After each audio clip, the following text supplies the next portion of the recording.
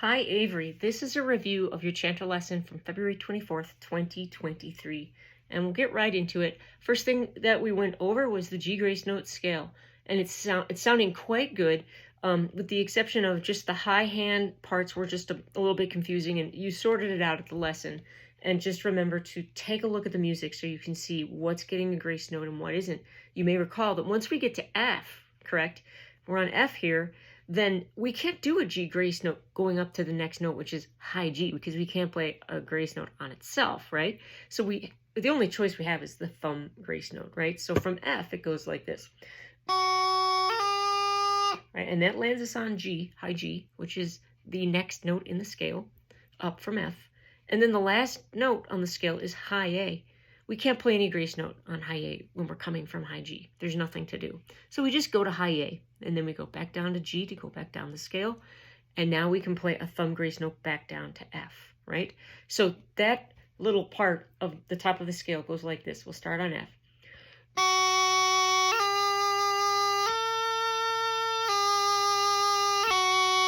And then we keep going back down. So take a moment, maybe just remind your fingers of what's going on there before we do the scale together. All right, let's go ahead and play G grace note scale together. I have the metronome here in the background at 50 beats per minute to kind of keep us consistent, right? Okay, we'll just start on 3, starting on a G grace note to low G, right? So check your low G, make sure it's okay. And here we go. 1, 2.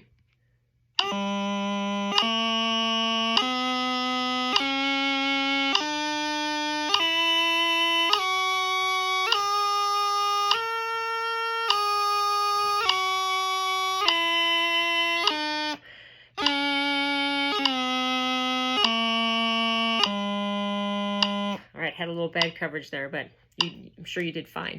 I'm going to go ahead and increase this tempo to 60 beats per minute. And let's see how that works, okay? Get in your low G position. Ready? 1, 2.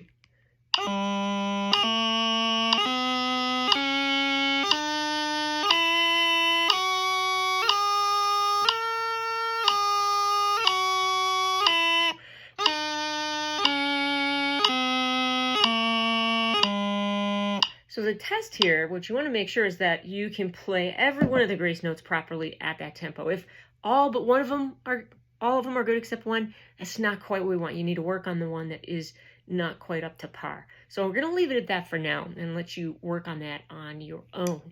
Okay, the next thing we worked on was just reviewing the D throw scale, and it was not bad, but I think this one maybe needed the most work. And that's okay. You may recall with the D throw, what we want to get is, let's say we're doing one from low A. We want to close the chanter to the low G, bring the D up, and then land on C, and give that C just a little bit of a lean, like this. And then go to the D at the end, right? Listen to this. It's a little bit sped up, but there's just a slight hint of a pause on that C in the middle. So otherwise it would sound like this. We don't want that. We don't want that. We want a little bit of a C in there. So here's a reminder. Okay, let's go ahead and play the D throw on this tempo in the background. One beep will be, or one tick of the metronome will be the melody note. The next one will be the D throw. 1, 2.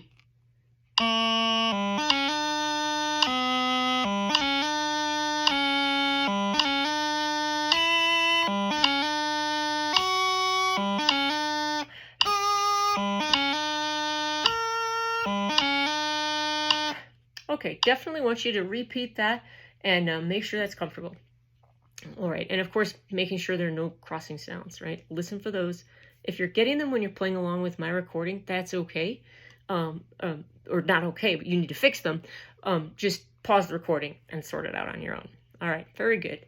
Double high A scale. This is the one that what we do with it is we play a note and then we go to high A, slide the thumb across the back hole, which when we slide it across, we make a short G, and then it makes another high A again as it clears the hole. So it sounds like this. Just like that. Okay, let's go ahead and try this with the metronome as well. And we'll go ahead and have every beat will either be a melody note or the doubling. So 1, 2.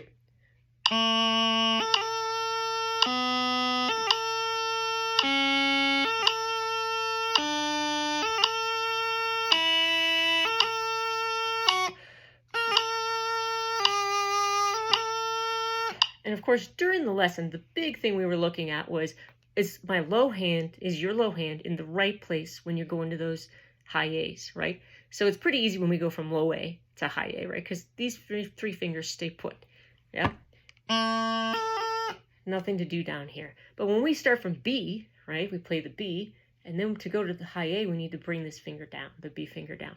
So that's what your job is this week, is to make sure that all those fingers are going down to the proper low A position, or excuse me, the proper position for playing high A, yeah? So take your time on these until that's accurate. And then you can play along with the recording or just do it on your own. Okay, the last thing that we worked on was the, I was calling I called it the blip exercise, right? Which is a little bit silly, but that's the name I came up with because it sounds like blip, blip, blip when we lift our grace note fingers nice and cleanly and tightly. And so the point of this exercise is to make sure that our grace notes on the main fingers that do grace notes, which is the high G, the F, not as common, the E, and the D fingers, all have the same sound, right? We don't want one grace note sounding huge like this, and then the next one sounding like a little blippy sound.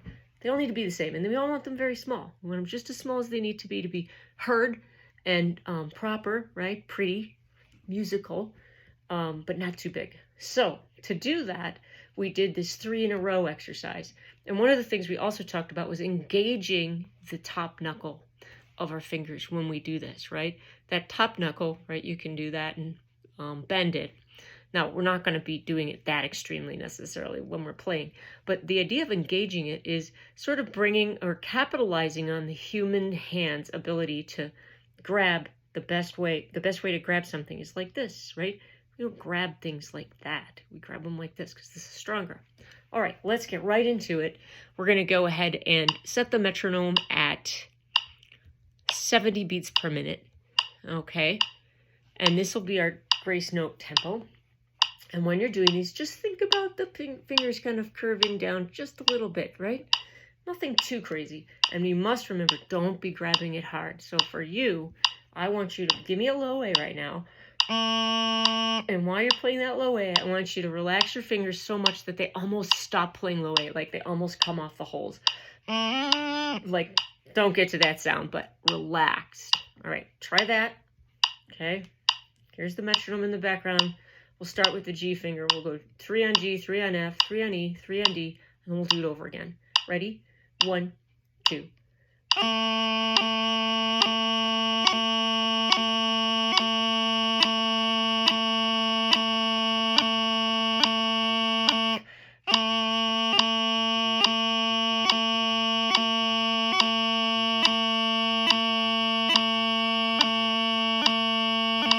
Okay, you're probably saying, gosh, that was so easy. So we're going to go up to 80.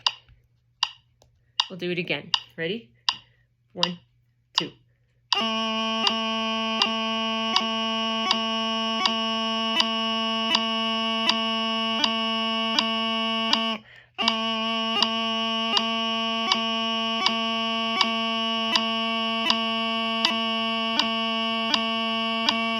Okay, probably still pretty easy for you. We're going to go up to 90. Ready? 1, 2.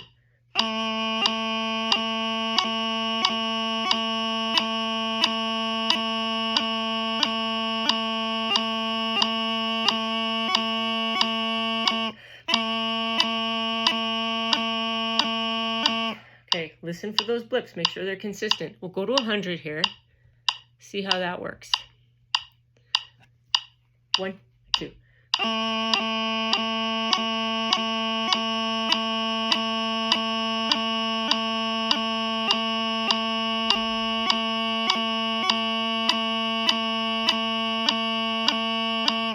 All right, what I want you to do is do some of those on your own and listen for the consistency of them. If one of them is slower or maybe raising a little higher than some of the other fingers, work on that finger. My weaker finger, for example, is the F finger. That one, for some reason, likes to just stay up in the air a little bit longer than the others. So I need to think about that one and make sure that it's nice and tight. So I'll compare it to my tightest one, like my G grace note, and I'll listen. So I go.